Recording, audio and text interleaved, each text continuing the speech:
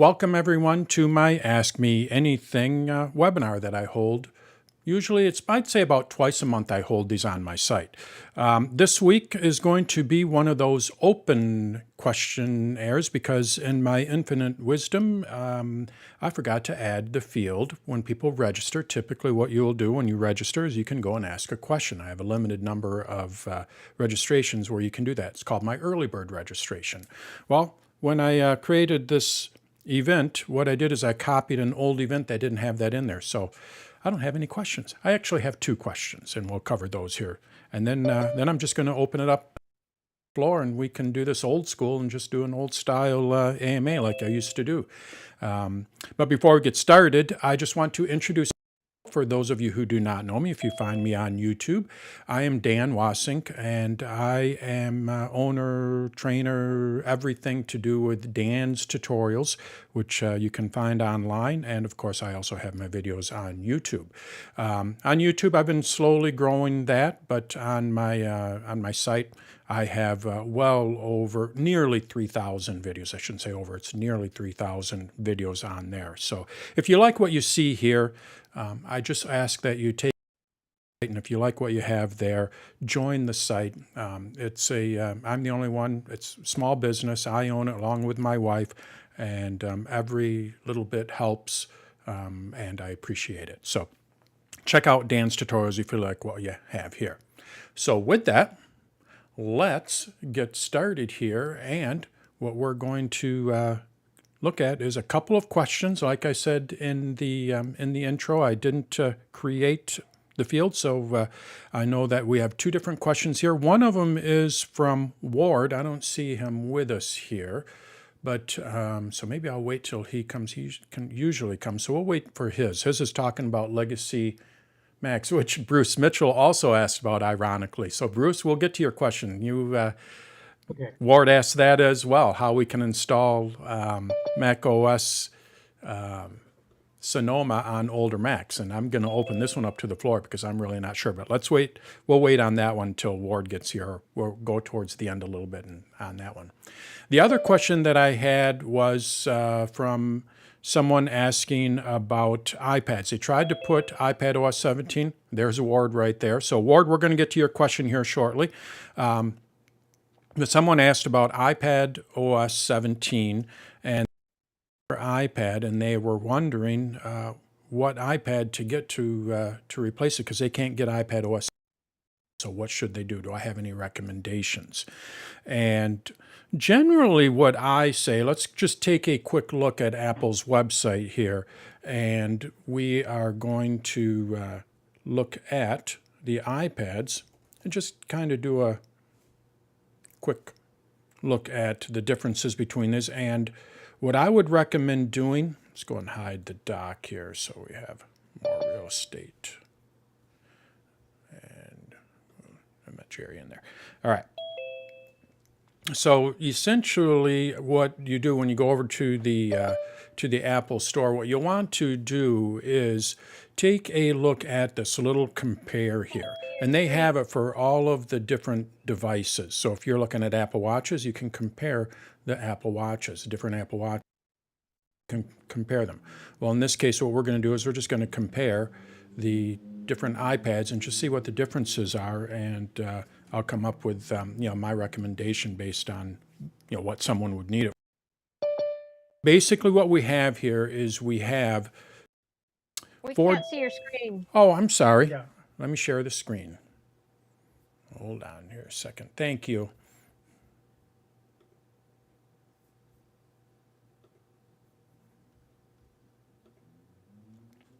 Are we good there? It's coming. There. Yep. Perfect. All right, cool. Okay, thank you. So yes, for those of you who have been with me before, I run a pretty loose ship here, so if you see something, please interrupt and let me know. So I don't have a producer or anybody. My wife is out with her girlfriend, so I'm in my house alone. And I don't think I can train a cat to help me. I'd like to. Well, your That'd hair's be kind of messed fun. up. Maybe you should comb. Thanks. I'll let that one go. I don't need that. It's getting you need gray. to It's getting gray too. So, You need to train your cat to scare dogs away. right? As long as they don't walk on the keyboard, which I've had Not before. gray. Yeah. Silver. not Silver, gray. silver. Yes, yes. So with that, there's basically 4 different iPads that Apple has, 4 different types. We have our iPad Pro. These are the the powerful big guys. We have the iPad Air, and then we also have the iPad, the Mini. So I would say, just by process of elimination, and this isn't for everybody. Some people need the Pro, some people need the Mini, but generally speaking, I think that most people just want to go with the iPad or the iPad. iPad Pros get a little expensive, so just cross that off. We don't need to have that guy. We also have the iPad Mini. The iPad Mini is kind of nice. I mean, I have one, but generally speaking, I still go to the iPad. It's just a little bit bigger. I mean, I have an iPhone Pro Max, so the iPad Mini, I'm not going to say it's, it is bigger, but, generally speaking, I would say we don't need to have the iPad Mini either. So it really comes down to these 2 iPads, the iPad Air and then the iPad. So let's just go and compare those 2 and whittle it down here a little bit further. So when I compare here, what I'm able to do is go with, and we're just going to go for price conscious here, generation, and then we'll go with the iPad Air 5th generation, and let's just compare to an iPad Pro just for fun. So we're going to go with the 11th generation here. So essentially, you're going to see that the prices can vary. Wi-Fi $329, and then if you go with the Air, you're up to $599. So it's almost twice as much money. And then you get to the iPad Pro, the price gets up there really quick. I do not recommend people go with cellular, especially if you have a hotspot on your phone. If you, like in my case, I have Verizon Unlimited. Check who you're with. Verizon Unlimited offers hotspot free, so I don't have to pay for Wi-Fi, so I can just connect my iPad Wi-Fi over to my phone. So generally speaking, I don't recommend Wi-Fi cellular if you're looking for a price con. Excuse me. So comes down to, you're really looking at the 5th generation iPad Air and the 9th generation. So let's just kind of go and see what the differences are here again. The iPad 9th generation, which is about half the price, is a little bit smaller. It does have a little cheaper display, Retina display compared to a liquid Retina display. Okay, I know I'm going to get people that could argue with me on this, but I'm not going to notice a difference between those 2. You have a little bit wider color. Now, if you're a photographer, absolutely you'll need to go with one with a better color. But if you're not doing anything photography, you're just browsing the web, checking your email, that kind of thing, you can go with sRGB color.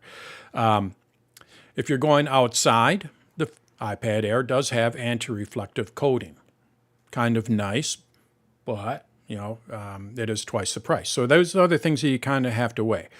The iPad Air does have the M1 chip, the faster chips. Nice. Not that saying that the A13 isn't, but isn't a nice chip. It's also going to be faster, 16 core versus 8 core. So you're going to have a better camera, but how many people use the iPad as a camera? You do have better video, 4K video, as opposed to 1080p. That's when you're recording video. It is not when you're watching it. It's just the camera. USB-C connector, which everything is going to, where the iPad just has a Lightning.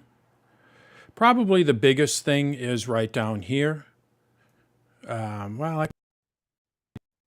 Touch ID. I was thinking they had Face ID. So with this one, the iPad, it has the button at the bottom that we're all used to, where the iPad Mini, it's not around here. Actually, I'm using it for drawing. The iPad Mini has it, I'm going to go to my iPad here. The button for for the Touch ID is actually located behind me here, right there. And what you do is you just kind of tap and hold, and then it uses your fingerprint. So the display is a complete display like what we see here, where the iPad 9th generation has the home button that is right down here, and the display does not take up the entire iPad. So, you know, a little different looking there. But outside of that, you know, it pretty much is, it's a nice iPad. So, you know, really the question comes into, do you need to have the home button? You're going to see it right down here is the home button. If you want to have the display cover the whole thing, you're going to want to go with the iPad Air. If you want to have the M1 chip, you're going to have to go with the iPad Air. You want to have for outside, better viewing outside, less sun glare or bright light glare. If you're inside, you want to go with the iPad Air. Better colors, iPad Air. Bigger screen, iPad Air. Again, because it doesn't have that home button.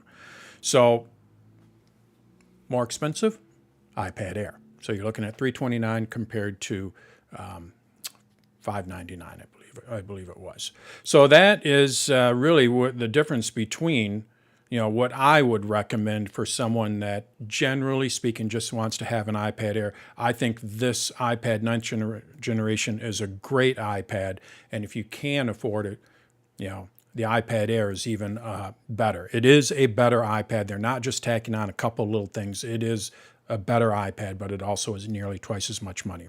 As far as size-wise goes, you know, it depends on what you do. I think that most people can go with a smaller iPad. The things that take up the most space with iPads are the photos, videos, that kind of thing. But if you use an iCloud Photos, which I do and I recommend, they don't really take up that much space. So you could really go with a smaller version. You don't have to go with the 1 terabyte. Again, those are for special people that need that, photographers, things like that. But generally speaking, I think that is the winner. So you could easily just go, you know, choose this one, just get rid of these, and just go with that guy right there. iPad Air. iPad 9th generation. Does anyone have any questions on that? Like my little drawing on the screen? I actually got it to work this time. So, all right, so now let's get into Ward's question. So Ward sent, and also Bruce, ironically, Ward, before you got in, Bruce asked basically the same question. Any comments on Open Core Legacy patch for older Macs? So, and I emailed Ward and said, I am not really familiar with this. I'm going to Google this, open source, Open Core Legacy patch, Sonoma. And basically what they are asking, for those who do not know, what they're asking is, can we install macOS Sonoma on older Macs that don't support macOS Sonoma? So how can we do that? And this is, you know, little tricks like this have been around for a long time. And I emailed Ward and I said, I haven't really done this in years. I don't have older Macs, or they're just sitting around doing nothing. So I just haven't played around with this. But looking at this, it looks like this may work, but it's not going to work for every Mac. It all depends on which you have.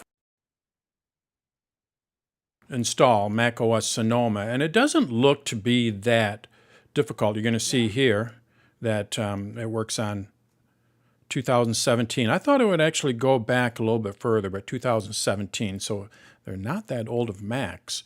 But as far as I know, that's the only way. Sonoma has removed support in 2016.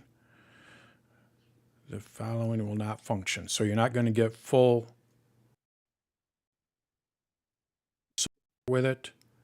But I'll put a link into this page on my site, so then you can look at it later on. But that is the open core legacy patch for older Macs, and with that you are able to install Sonoma. And let's see here, booting open core installation. So download it and you build it. So this site, how to do it, which I thought was really nice. It's a nice site, and you're able to just kind of follow along. Helps you. I just haven't done anything like this, and I don't know a lot of people that do. So anyone else have any experience with this? Tom, have you done anything like this with any of your old Macs or heard of anybody doing this? Well, I have old Macs going back to far. Okay, they're too old. Yes. All right. Got laptops and other things that still work, but back to iOS 9. But don't know what else to tell you. I don't do it every day. All right. Anybody still else? I do have an iMac 27-inch that is still running a very old system, so I can run AppleWorks on it. Yeah. Every once in a while, I have someone who says, I have an old drawing program and nothing else will allow me to get to it. It's true. Yeah. Yep. And Apple, I've my brother has said this, and everybody talks about how Apple does support their older Mac OS, and he is a Windows user. He's a Mac user too. He has Mac at home, but Windows at work, and he will beg to differ on that. He can install apps on a Windows PC that still running, the software today. He's like, I can't, as soon as my Mac hits like 8, 9 years old, I'm done. I can't do anything with it, with the software that he uses, So, and he goes, on a Windows machine, I can run something 20 years old and it'll still run, So, yeah, it's rather unfortunate. I should say it's the reverse of what he's talking about. If you install Sonoma, he's not going to be able to install an app that is 20 years old. We're about 6, 7 years old. I shouldn't say a lot, but quite a few apps just don't seem to work. Apple's constantly changing in a dramatic way, as we know, where Windows takes a little more conservative approach, it seems, when they update. So, Hey, Dan, I have a question about that. Go for on it. Windows. Yeah. 64-bit. Windows 11 is 64-bit, right? Yeah. Windows 10 64-bit. So how can you run software 20 years old? Can Windows run both 64-bit and 32-bit? I don't know. don't He's he codes machine language and Okay. all that kind of stuff. I trust him, but I wouldn't have any clue on that. So back to what we're talking about. What I was wondering, okay, what things will not work if you bump it up to, say, Ventura or Monterey? Well, I think it's let's. too early. And I know there was a patch that came out. It's Yeah. 1.0.1 came out. So it's been updated a little bit. So And it looks I'm like, thinking- actually it's kind of nice when I look at this page here.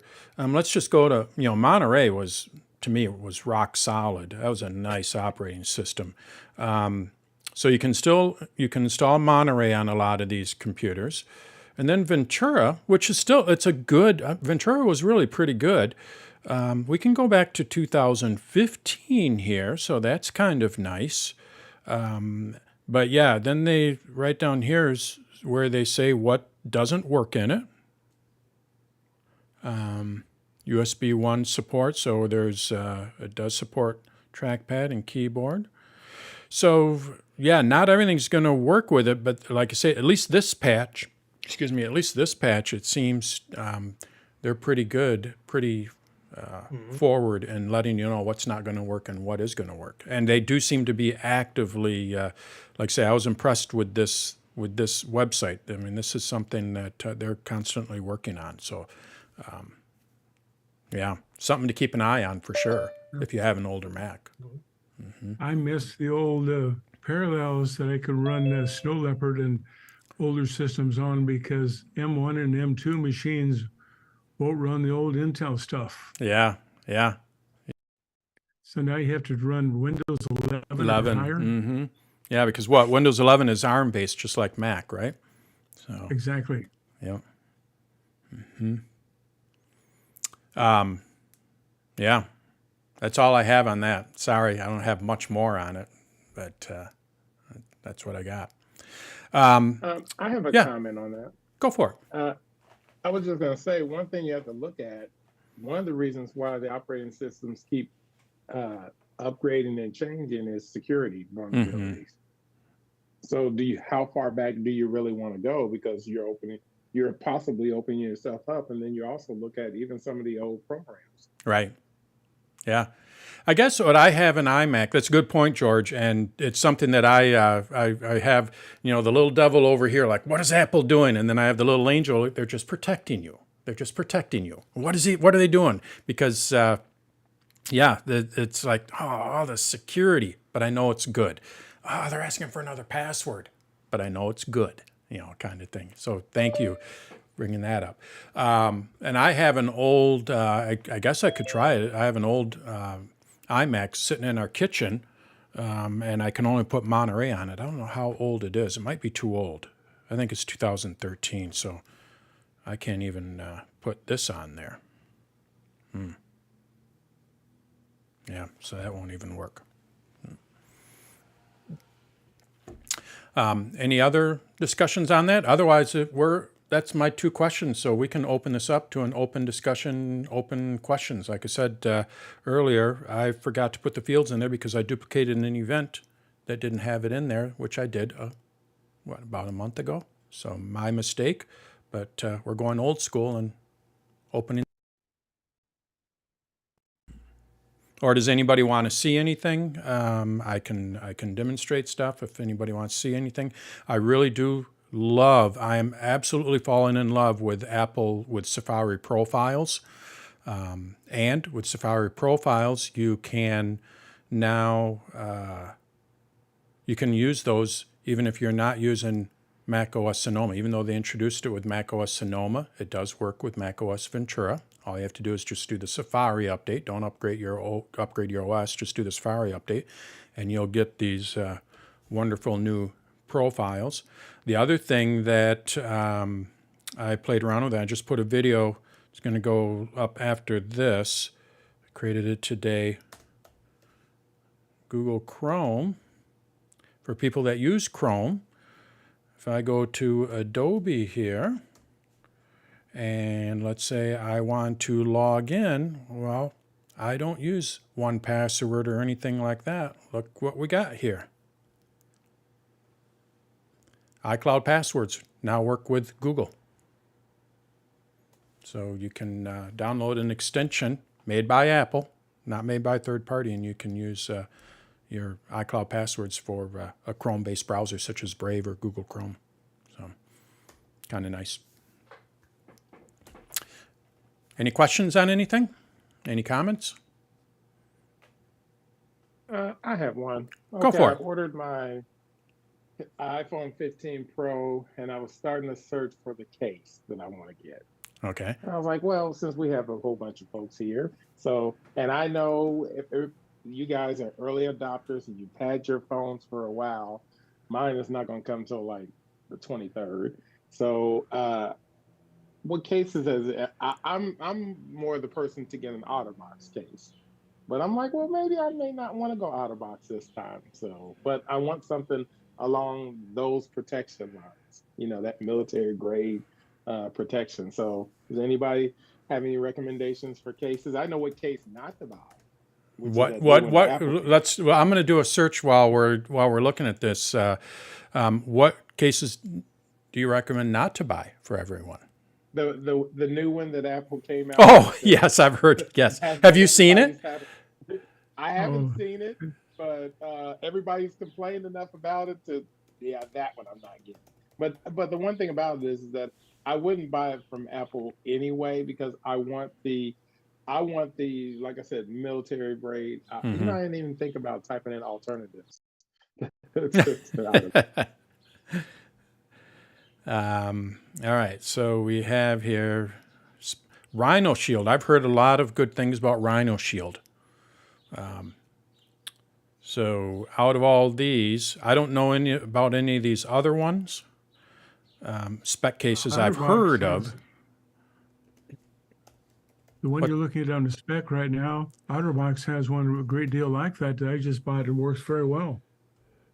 Yeah, well, OtterBox is obviously great, but they're big and bulky. Where Rhino Shield went on the opposite side, and they try to be a little bit more on the slimmer side.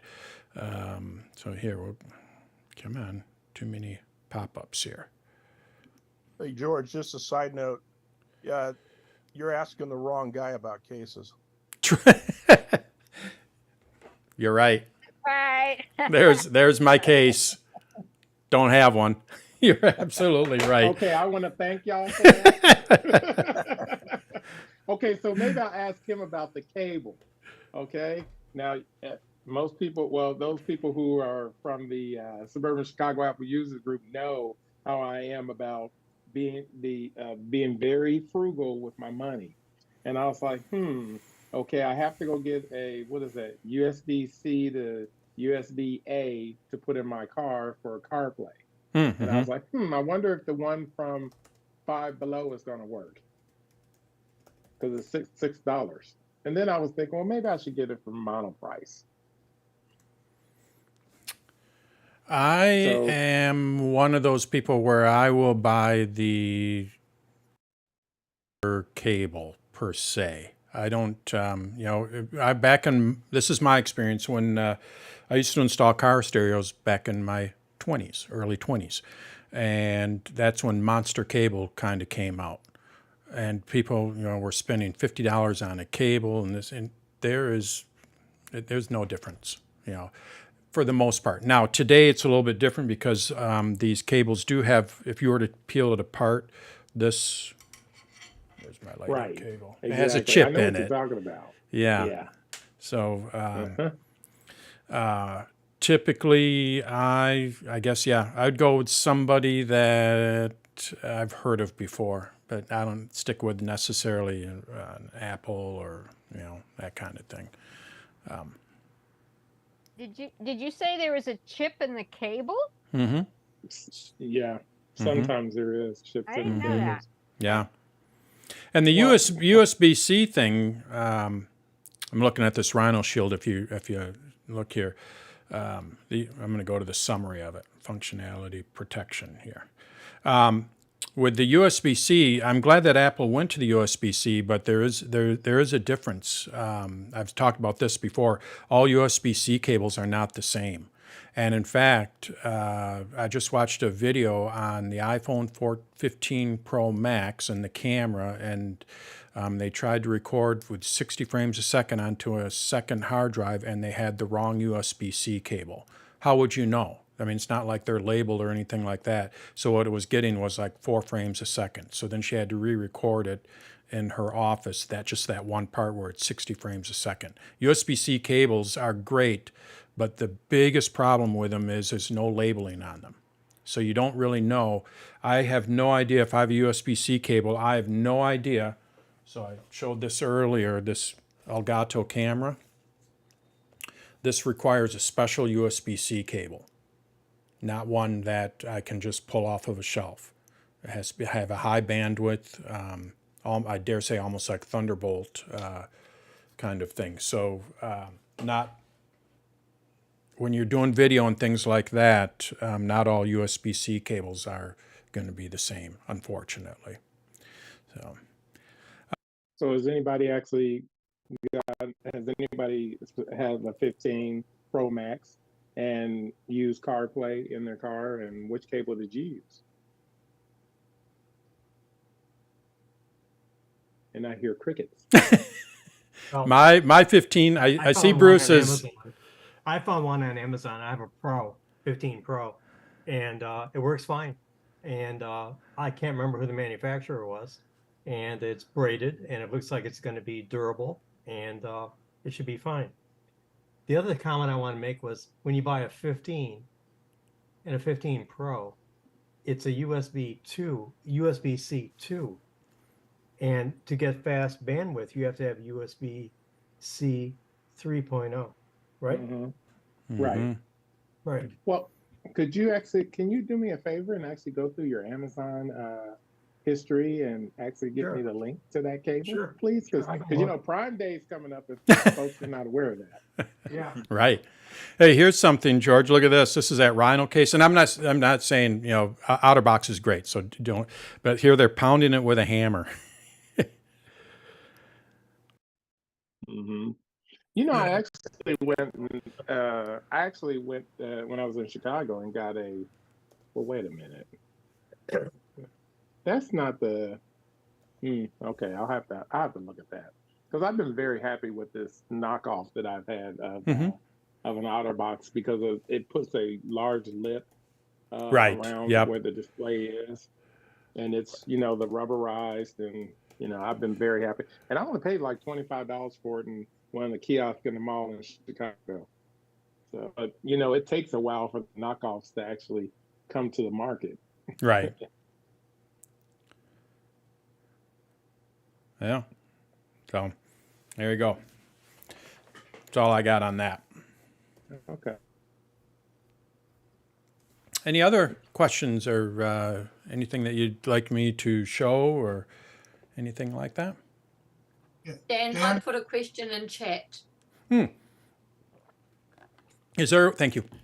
Is there a way to, well, here, this works. So, there. Let me move my screen. Is there and there's the OtterBox. Tom just posted in the chat there. So, is there a way to delete a scam email that appears in the Hotmail calendar inbox without accepting page? I have to just turn the calendar off for Hotmail. Okay, so this is a subscription in the calendar. It sounds like. What I don't have any subscription for them. Well, let's see here. Let's go to. Is this on your Mac that you primarily work with, or is it on? I work on an iPad and a Mac, but it shows up on all devices. Yeah. And I thought there may be a way to right-click and delete it, but there seems to be no way unless you're going to accept, decline, or maybe, which I don't want to acknowledge it at all. But I don't have any. The only subscription I have is you. Does it show up on the side here like that? Do you know? No, it doesn't. Okay. It just shows up on my inbox, and then it sort of comes across on the calendar dates. So it's right up okay. Let's dig into this a little bit further here. What I would see, this is, if I was on your computer, these are the steps that I would take. I don't know, just to look. First thing I would do is make sure that it's not there, because that's pretty easy. Like you said, you just go and unsubscribe, but you can't do that. So the next thing I would do is settings and go to accounts and make sure that the account isn't there. And if it's in Hotmail, what you may have to do is go to hotmail.com and then go to the calendar. So what I can do, I'm going to go to my Google Calendar here. We'll just pretend this is Hotmail calendar here. And got it. So I have my calendars here. And see if that calendar is in your Hotmail here. And what you may need to do is just go and delete it. I can't delete that one because that's part of it. But it sounds like it may be coming through on Hotmail itself. So, and the iPhone is just reading what's in your Hotmail. Does that make sense? That's the next thing I would check. Yes, it does. So. Okay, I'll have a look and go through Okay. those steps. Thank you. Yep, no problem. Oh, Dan, Yeah. the reason I put up the OtterBox link was because OtterBox has a new series called MagSafe, which is the not big, huge, rugged one, but it's the clear one that is really quite small. That's what I got with a blue perimeter to match my blue interior, and it works beautifully. Well, that's it right That's the there. exact one. Yep, that's it. Yep. And it's out of box, so you know it's going to be good. Not Yeah. $25, but no, that looks good. Mm-hmm. And it works very, very well with the chargers. Great. There you go, George. All right. My question Yeah. is about Zoom. Zoom I AI Companion.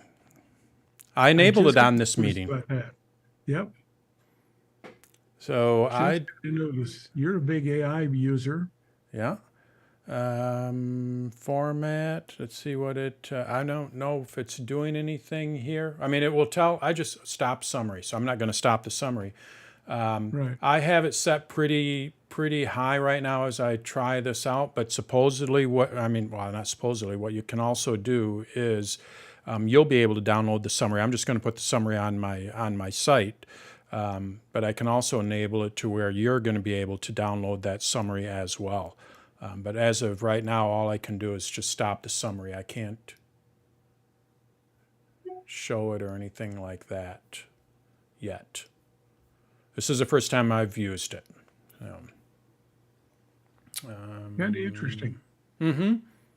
You know, I Yep. noticed there's a notes thing there now where you can create notes. Oh yeah, saw that too. Mm-hmm. Share and collaborate with others before, during, and after meetings. I'm looking at the Zoom page on my main computer here. Now, of course, the question is, how many of these features are on the computer and not on the mobile device? Correct. Yes, that's a good question. Mm-hmm. So we'll know at the end of this meeting, or I'll know at the end of this meeting. I'll let you know how that summarization works. So, all right, we have Ward. I wandered into using the Trend Micro Check for Safari for ad blocking and enhanced security.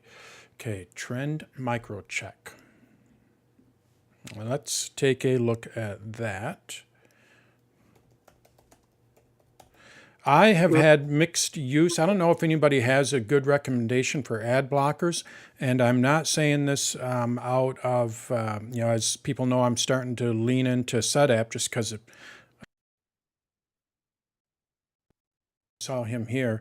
He asked me if I could make a PDF smaller, and I got it to about 50% of the size. Not small enough yet because it was a 50 megabyte PDF, but I use this little PDF squeezer that's part of SetApp. So I'm finding more and more little things in here that I like in SetApp. But You use Adobe Acrobat compression? I don't use Adobe Acrobat. I don't subscribe to their service or anything like that. So That's what I use for compression. I was wondering how it maybe compares. But the nice thing about this, so we'll go back into Ward's question here, but I'll show you this, what I did here. Nope, it's all right. So you can drop your PDF on here, but what I liked about this is when I go to the settings here, I can create my own compression profiles. So what I did for Barry is I went and created a really high, I just said, I think I use this, really strong. And then I went in here and I went down to 5. I wanted to get that thing under 25 megabytes. So I went down to 5% compression. And then I said 72 DPI.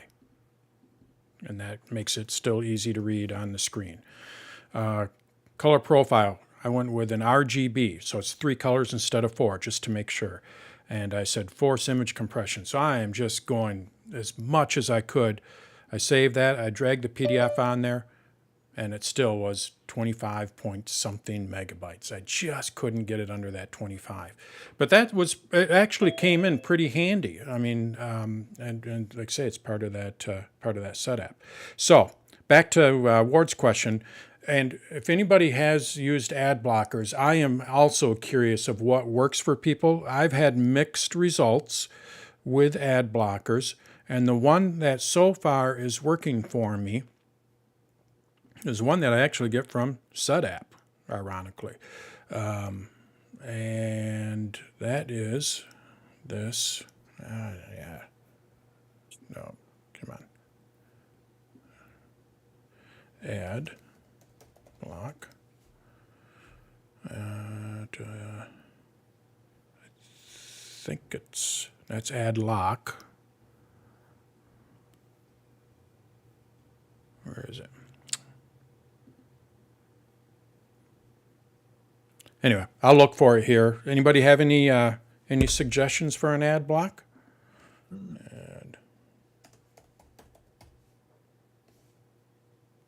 I got it on my phone. I'll pull up my phone here, my personal phone. It's on there. So we will go with, you can't see what I'm doing here because it's on my personal phone, but I'm just going to, on the phone, we can install extensions on the phone and put ad blockers on there. So when I go to settings here and we go to Safari, what I'm able to do is go to extensions, and we can go and, there it is. That's the one I'm talking about, this ad block. Seems to work pretty good for me. But, that changes. It might work good this month, and then next month, as long as they keep it updated, it's pretty good. But this is available on the Mac, iPad, and iPhone, and it works. I've had good luck with it. Ad block Pro, Safari ad blocker. And there's a bunch of different, if I download it here, you do have various settings in here. So there it all is. And, basically we have, we can block ads, trackers, social, safety, others, I don't know what that is, and then custom. Language, filters for language-specific websites. So kind of nice that you can use, all of them or none of them or just some of them. So, and that's part of, you can get that separately or it's part of SetApp. So. Okay, can we go back to the PDFs and getting file Go for it. sizes? Go for it. How about with preview? Have you tried trying that in preview? Yeah, I have, but preview. So let's open. Because I had a 59 megabyte file. I just reduced it to 25. Okay, that's pretty good. Let's see here. Do I have a PDF that I can? I'm going to make a PDF here. So we're going to go to my Mac here, and I have this my old recaps. So it's going to open it up. This is a 33. No. Books. Oh, that's the EPUB. Sorry. Let's go by size here. Well, I just did a save as, so I have 2 copies of it now. Saved it as that's actually a pretty good compression there. Here we'll go with this hot cocoa mix. So this is going to open up in preview. Uh-oh. Oops. I have no idea what that is. That was from one of my demos. Okay, we'll just make a PDF. Let's go into Pages. I'm going to open up a new document here. New. We'll choose today's news. Nice little newsletter there. Oh yeah, that looks great. Let's go and export this out as a PDF. And we're going to save this to my desktop. And I have this PDF. Let's see how big this is. 483 kilobytes. It's not real big, but let's modify this. Since we have the time, we're going to do this again. New document. And I'm going to duplicate pages. Let's go and put a big image in here because that's what we do. And let's go with cancel. We're going to use the old drag and drop. Let's do another one. We're going to get this thing big. Images always take up the most space. And text you can compress pretty good, but images, you know, as soon as you start compressing them, that's when we start running into problems. So now we'll just duplicate. Actually, we'll just select duplicate. All right, now we're getting somewhere. Now we're going to export this out as a PDF. We have some nice big images in there. Let's replace it. And let's see how big this is. 21 megabytes. There we go. All right, so I have a 21 megabyte file here. And what I'm going to do is double click on this to open it up in preview. And what, I'm sorry, who was it that mentioned that? Saving as in preview? Yeah, Bruce. Bruce, okay. So what Bruce was talking about is you saved it? Yep. Then I exported it. All right. Again. Okay, export. And PDF. Right. And now I'm looking where I found how to reduce it. yeah, there I is think a the filters maybe. Save as. I think it is save as. well, there is no save as unless you hold down the option. Let's see if Right. option key. There it is. Right. Key. You get the save as. So let's just go and do that. But it's not there yet.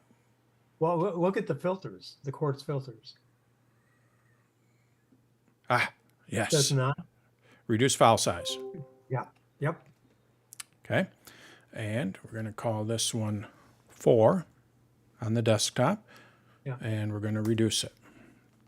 Yep. Okay. Let's see how big that is. Ooh, 3 megabyte. Let's just Plus, run this free. through. It's free. What's that? It's part of a preview.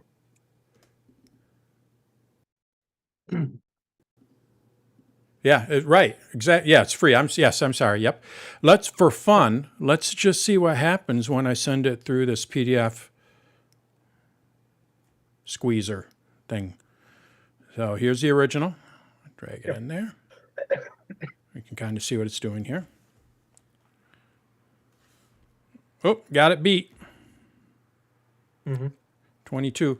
And what's, I can go, that's strong compression.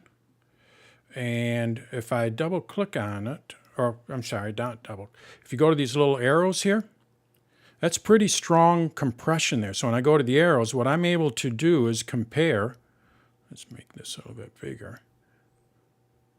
And we can kind of see, you can see that the image, I mean, you can see the people over here, kind of blurry. Here they're a lot sharper, you know, kind of thing. So I can go, well, that's a little too, so let's go medium. I wonder if we'll be able to figure out 96%. So it's still quite a bit. Yes. Still a little bit blurry. And I'm sure Apple's preview is going to be nice. Yep. So let's try a light compression. We're getting up to 1 megabyte. Still a third, 2/3 smaller than what Apple's is, preview. And we get, it looks actually pretty good there. So preview does work. I don't mean to I think preview is a great app and it's free and it comes on every Mac and you can do a lot with it.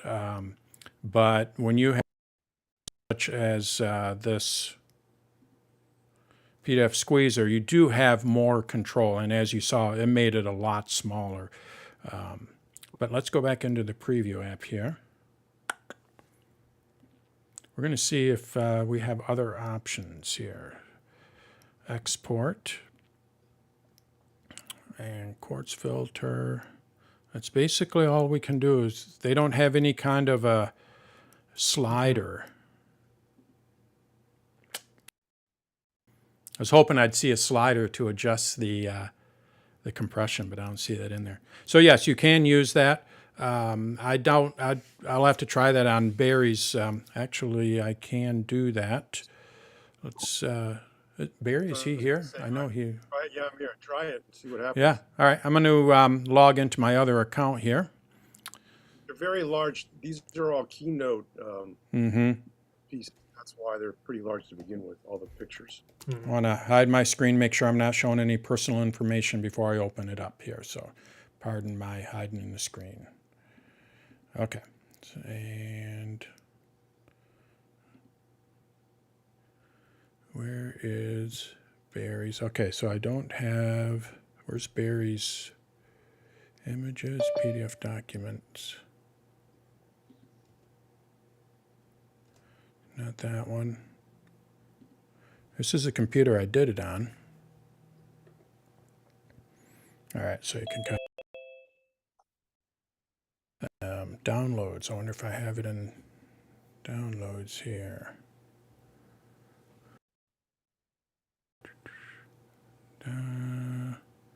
What was the name of that, Barry?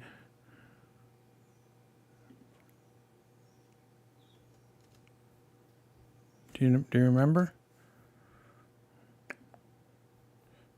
Let's do it by size. Ah, found it. All right. So here it is. This is Barry's file.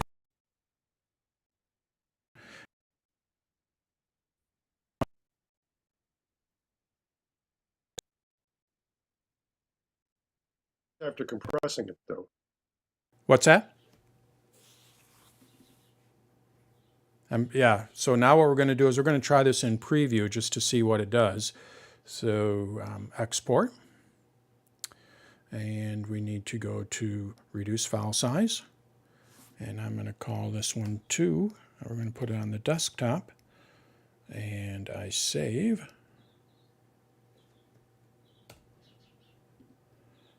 All right, so this is the new one. Oh, nice. 16.2 megabyte. Great. And the original was how much? The original was 50.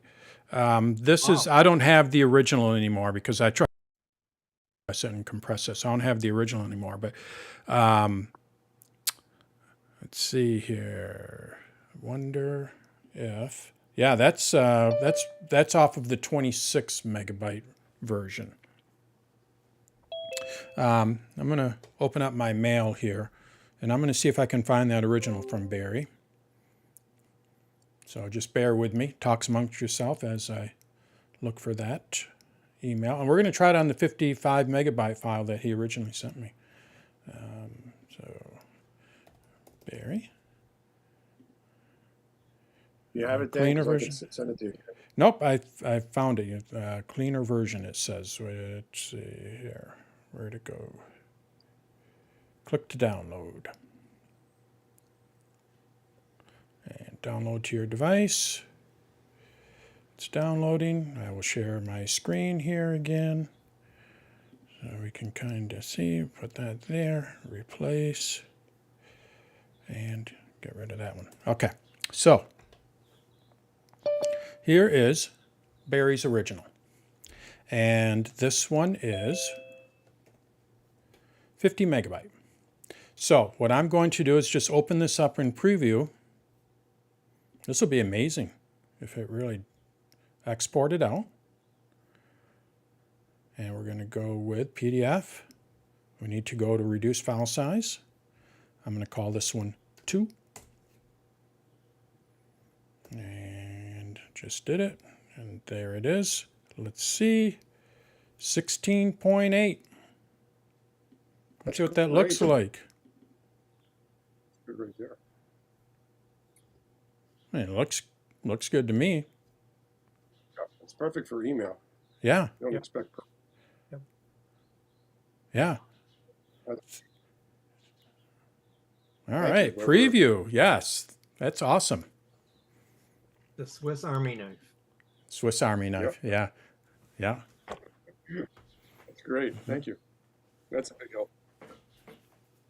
The other thing you can do is, just so you know, coming from the publishing side of it, don't use gradients, things like that, because that all takes up extra space when you have them in there. So when you're taking these screenshots and all that, Barry, if you can, stay away from a lot of colors and things like that. Simple stuff is much smaller. So. Okay. Thank you. But can't you in Keynote reduce the file size? That's basically what it's doing, is it's reducing the images that are embedded in there. So if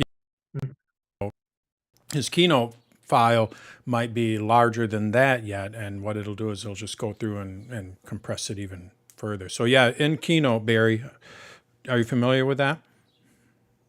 No, go ahead and show me. Not familiar with compressing it. Okay. So, we're gonna, Well, it's not compressing, it's just reducing the file size. so I'm going to go with this one here. Got to download it. I think I have some images on this, but I'll just show you where it is, even if I don't. What's the difference between compression and reducing the file size? It's the same terminology. Oh, What you're okay. doing, and it is I should mention, all of this is what they call lossless compression, which means depending on how far as you saw when I was using that PDF squeezer, you will lose image quality, typically. Right. Yeah, it's So. the same thing like with music and some of that stuff. Yeah. So this here, here's reduced file size. So what I'm going to do is take a look at the presentation here. Let's see where AMA, and this was called. When it reduces, does it make it a separate copy so you still have No, what you want to do is make sure that if you want to have the original, duplicate or make duplicate it. Oh, okay. That's what I was wondering. I mean, if it Yep. impacts the original. Okay. Thanks. Yep. Here, let's, excuse me. Let's just organize this. So here we go. Collaboration. I know what this one was. Big Keynote. It's 50 megabytes. So it's got to download it up. So you can see we have here a lot of and here is a perfect example, Barry. You're going to see that this gradient, these slides are relatively simple, but it's that blue gradient, how it goes from darker to lighter. So the files are pretty large because of that reason alone. So this is 50 megabytes. And what I'm going to do is duplicate this. So I have the copy, and now I'm going to open this copy up, and I'm going to go to reduce the file size. And I want to scale down the large images. It's also going to remove the trim parts of any movies. So if you've trimmed a movie, I don't have any movies in here, but let's say you cut the beginning and end off of it, it will no longer keep that embedded in the presentation. And what I want to do is also, well, probably most compatible. And here's reduce a copy. It'll do it automatically. I'm going to just reduce this file since I copied it anyway. And I'm going to save this. Let's see. So you can see it's uploading, so those numbers are a little off right now. So once it gets done uploading, we're going to see how much smaller it is, if it is indeed smaller. 32 megabytes compared to 48. So that's what that reduced. So what you could do, Barry, is if you built this in Keynote, go into Keynote, reduce that file size, then export it out as a PDF, then put it into Preview, and then export that out. And See if you can reduce the file size that way. Maybe you can get it under that 10 megabytes. Yeah, that'd be nice. Yeah. Great. Thank you. Well, thanks for bringing this up, because at times I'm a treasurer of organization and trying with to send PDFs that I've sent. They keep getting hung up. I don't know if it's in Comcast or, or because it says it's too big, and I wonder what can I do to change it. Right. So this is Open and preview. helpful. Yeah. Swiss Army knife. That's what they call it. Does everything. It's a great app. Somebody asked you earlier when you had your screenshot up that went only to you about how do you set up the profiles in Safari? All right. So let's. What I'm going to do is switch back over to my demo account, so I don't have to worry about sharing anything personal here. I think. Come on, you can do it. Let's log out.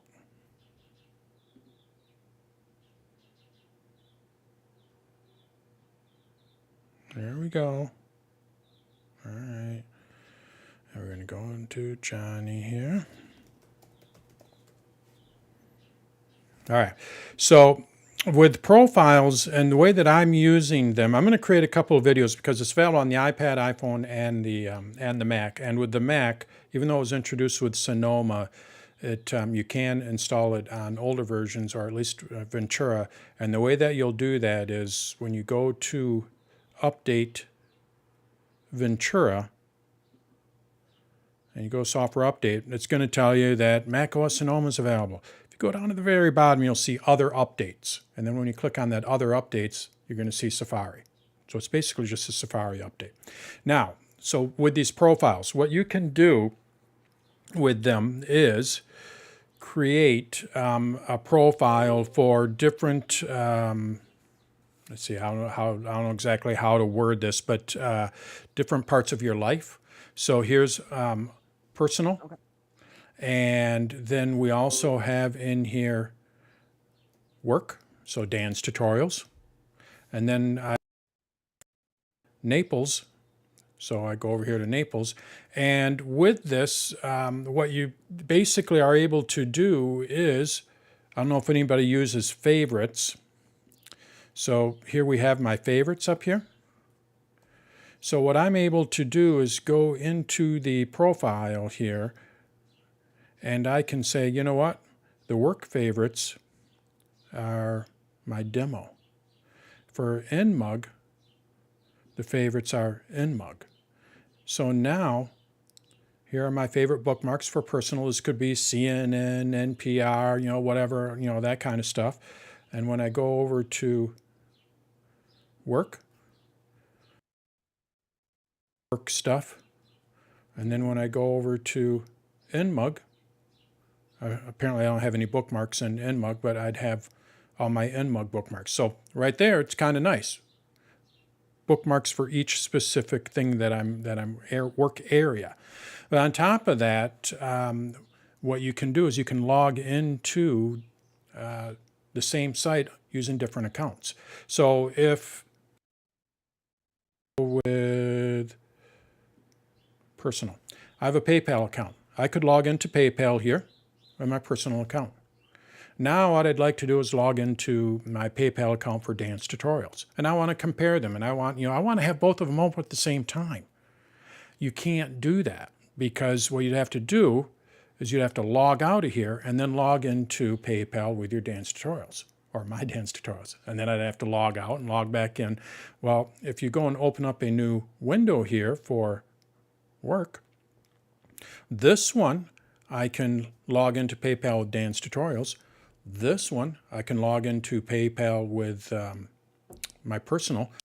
If I was able to log into NMUG's PayPal, I could log into PayPal here using NMUG's credentials and have all of them open at the same time. So essentially, the way that I use it, I actually use it multiple ways. Chrome has had this for a while. For the Chrome lovers out there, they're going to be like, yeah, we know that. We've been able to do that. But the way that I use it is if I'm having a problem with the website, what I'm able to do is right now I'm kind of rebuilding Naples' website. So I like to log in to see how it works for other people. So I'll pick on Ward. Ward has offered a lot of great suggestions, but I want to see, when he says something, I'd like to see what that looks like from his angle. So what I'll do is I will log into naplesmug.com under Ward. I can do that. And here and log in under me, because I'm the administrator. And then I can tweak this as the administrator, refresh Ward's page here, and I can see if I can mimic what he's seeing, and then I can go and try to fix what he's seeing. So it gives me, I can basically be logged into the same site with two different credentials.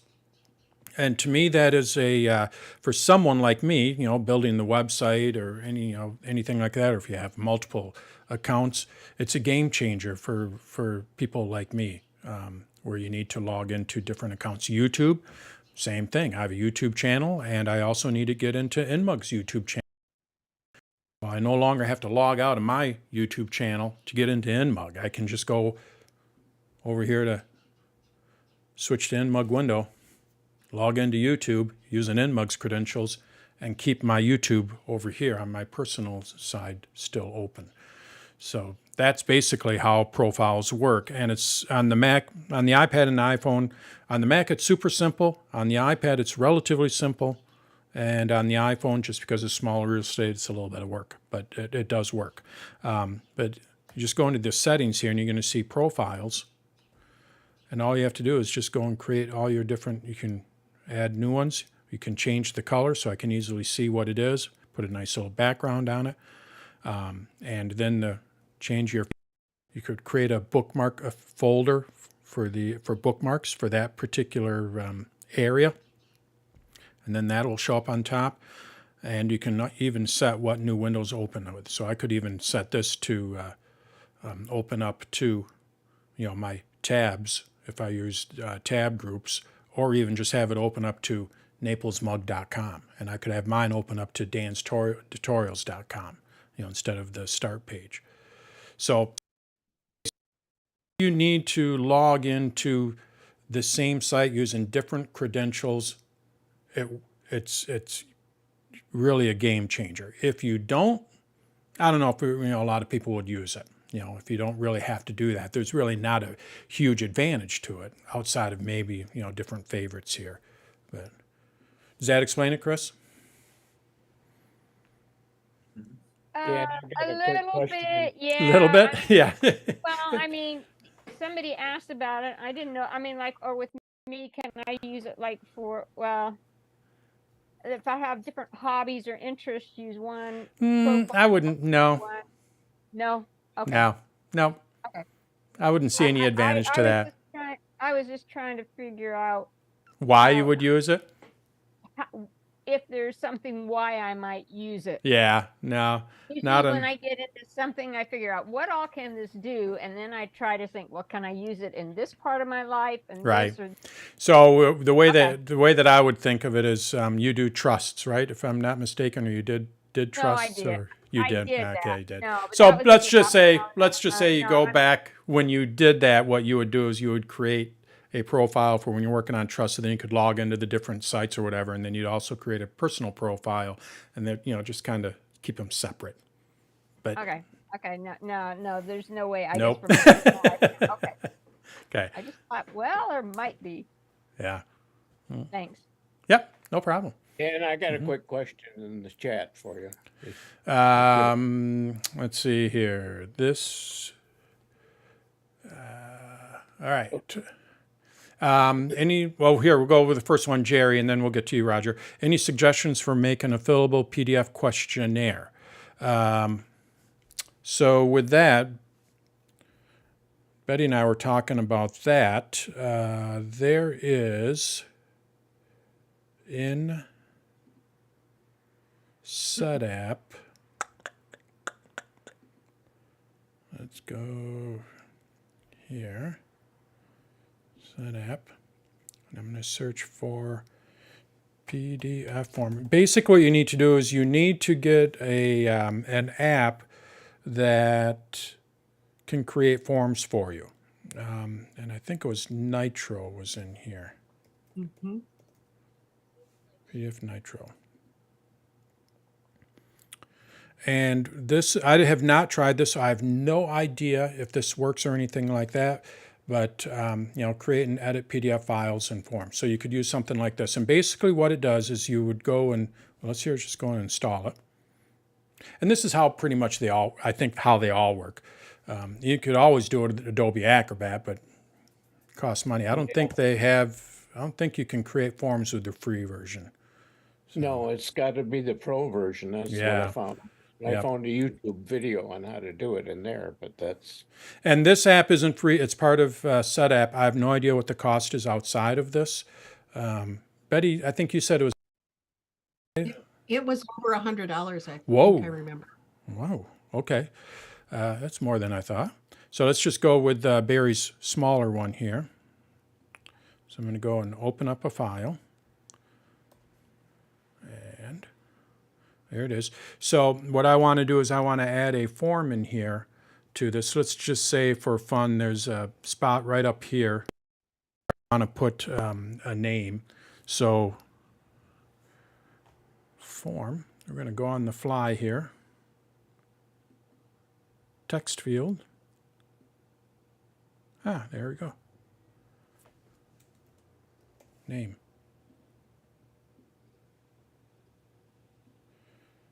Oh, I added another one there. And now what I'm going to do is I'm just going to save this. And we're going to open it up in preview, and on the second page, which is where I added the form, hopefully what we'll see is a form where I can put in a name. Go to second page. There it is. So that's one way through that app. Great. And there are other apps that do it too. I don't know if there's any that are cheaper than that, but there are other apps that do this. So, but that's how you can do it. Okay, the next thing that we have here is any suggestions for making a fillable? Oh, duh. This update installs the latest software for your Epson printer or scanner for macOS. What are you asking here, Roger?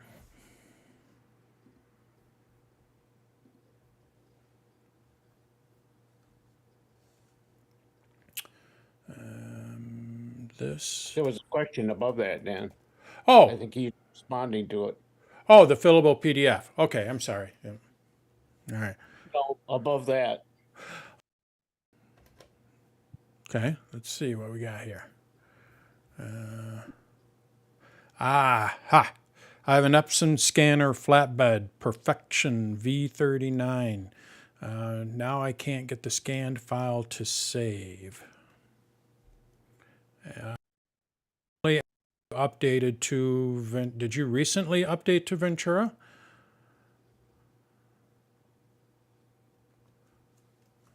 Epson, we're gonna go to my Mac here.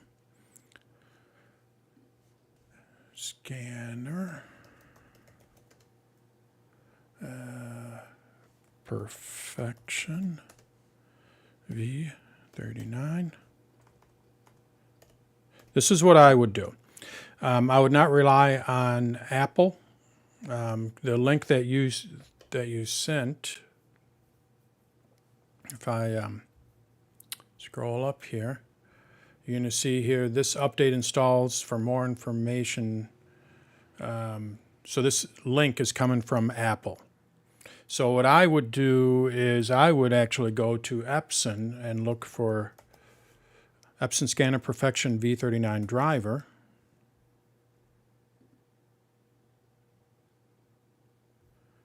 Accept the cookies. And macOS 14 support.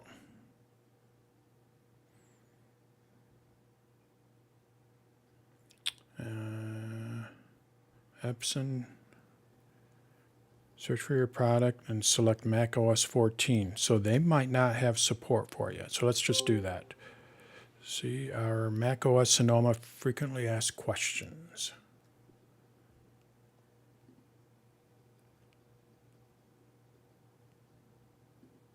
Well, he says he has Ventura, Dan. Oh, sorry. Thank you. Let's go back then.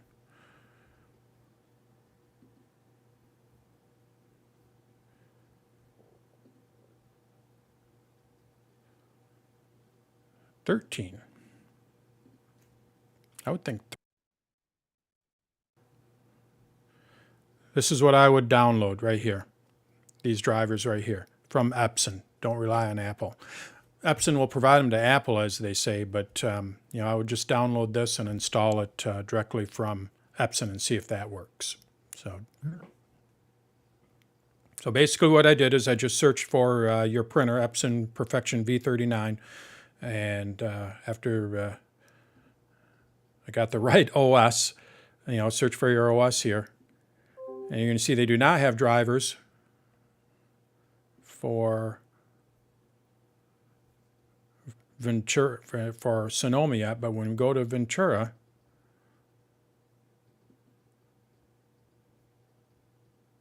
they do have drivers there, and you can download them and then install them from there. See if that works. That'll put the proper software on there, printer software. All right. Anything else, or we can start wrapping this up? Yeah. So if there's usually a change in software upgrade, on a Mac or an Apple product, that means you need to get the same thing with your printer then. Sometimes it depends. If you just want to print, no. Most Macs just have it. There's just a standard printer driver, and it pretty much just works. What I'm trying to do is save something or scan something, and then you're looking at something entirely different. Okay, yeah, because scanning is something that I've had to do, and I've had issues. Okay. Another thing you can do. This is a little unknown or very not well-known thing, but under utilities, there is. Uh-oh. Don't they have a scanner? Did they remove that? Anybody have any idea?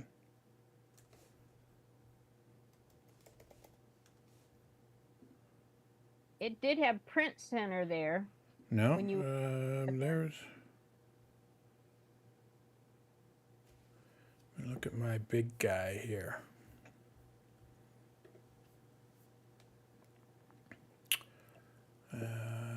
Actually, let me. Yeah, How about there.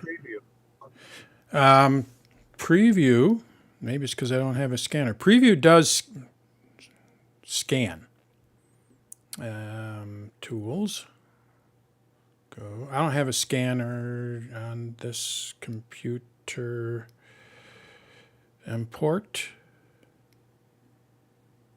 There we go. Waiting for the scanner. And this is a Mac scanner built into Preview. Again, Preview, it's a little darling.